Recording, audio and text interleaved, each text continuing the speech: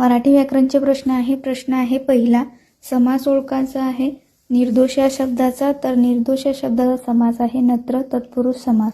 प्रश्न दुसरा, सुमन गाणे गाते या वाक्यातील प्रयोग ओळखा, तर या वाक्याचा प्रयोग आहे सकर्मक कर्तरी प्रयोग। प्रश्न तिसरा, अननस हा शब्द कोणत्या भाषेतून मराठीत आला आहे, तर पोर्तुगीज भाषेतून। प्रश्न आहे चौथा, गुलामगिरी हे कोणते नाम आहे, तर गुलामगिरी हे भाववाचक नाम आहे। प्रश्न पाचवा, मी वाचनालयात जातो आणि एका पुस्तकाचे पूर्ण वाचन करतो या वाक्याचा प्रकार कोणता, तर हे संयुक्त वाक्य आहे। प्रश्न सहावा, भारतीय संघातील खेळाडूंनी चांगली कामगिरी केली या वाक्यातील उद्देश्य विस्तार ओळखा, तर उद्देश्य विस्तार आहे भारतीय संघातील। प्रश्न सातवा, आम्ही जातो आमच्या गावा या वाक्यातील उद्देश कोणते, तर उद्देश आहे आम्ही।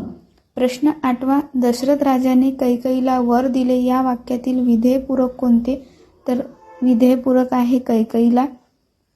हे होते मराठी व्याकरणचे प्रश्न। तुम्ही कोणती एक्झाम द्या, त्या एक्झाममध्ये तुम्हाला मराठी व्याकरण संबंधी विषयामध्ये हे क्वेश्चन तुम्हाला नक्कीच उपयोगात पडतील। काही क्वेश्चन हे PYQ क्वेश्चन आहे, हे क्वेश्चन रिपीट होण्याची शक्यताही असते। म्हणून व्हिडिओ आवडल्यास आणि असेच व्हिडिओ पाहण्यासाठी व्हिडिओला लाईक करा, शेअर करा आणि सबस्क्राईब करायला नक्की विसरू नका। धन्यवाद।